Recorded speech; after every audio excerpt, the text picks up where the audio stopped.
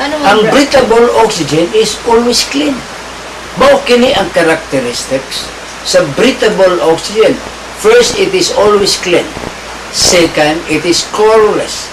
Third, it is tasteless. Fourth, it is invisible. And finally, it is colorless. Kaya nga naman lagi Brad Efren nga kanang sa tibuok kalibutan nagtuo man nga kining unclean nga oxygen sa unclean matter sa tibuok kalibutan sama sa smoke, filthy air, garbage, mist o uban pa panghugaw sa atong environment. Sister Mercy, mo kanay miseducation drive sa science, sa huog sa government of the world today. So, unsa man di ang correct education sa science o sa atong panggobyerno? Ang correct education o information sa science o sa gobyerno, maunta kini nga breathable oxygen is always clean oxygen. And no substance can make it unclean as long as it is in gaseous form. O sa natural science, kanang smoke, filthy o polluted air, o uban pa, dili ka na mo clean sa oxygen. Kay gawas pa po, kining oxygen, kining mga hugaw, nga mo unclean kunuhay sa oxygen, breathable man kini sa plant kingdom.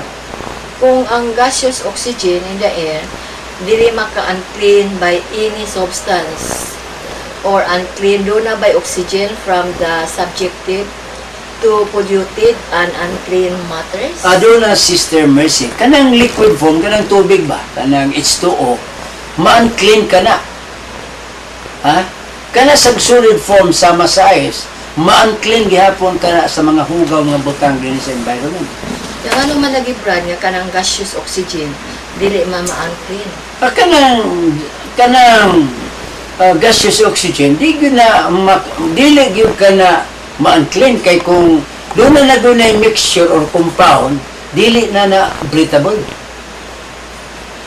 Sa imong nahibaw-an Brad sa natural science, doon na by elemento nga mo compound or mix ka gaseous oxygen? Doon na, mao ka ng hydrogen, o kung mahitabo ang hydrogen o oxygen, mag-combine kini, unbreathable na ang oxygen.